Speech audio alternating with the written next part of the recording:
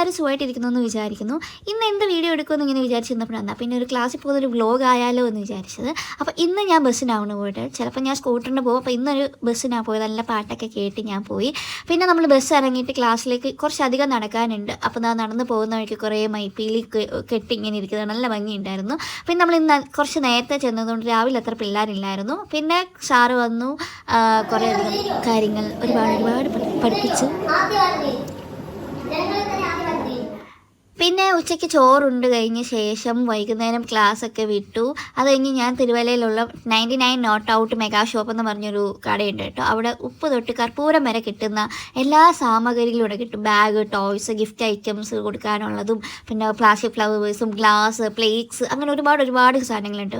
പിന്നെ അതൊക്കെ കണ്ട് കുറച്ച് സാധനമൊക്കെ വാങ്ങി ഞാൻ നേരെ ബസ് കയറി എൻ്റെ സ്റ്റോപ്പിലേക്ക് പോയിട്ട് കുറച്ച് പച്ചക്കറി സാധനങ്ങളൊക്കെ വാങ്ങാനുണ്ടായിരുന്നു. അത് വാങ്ങി നേരെ സ്കൂട്ടറൊക്കെ എടുത്ത്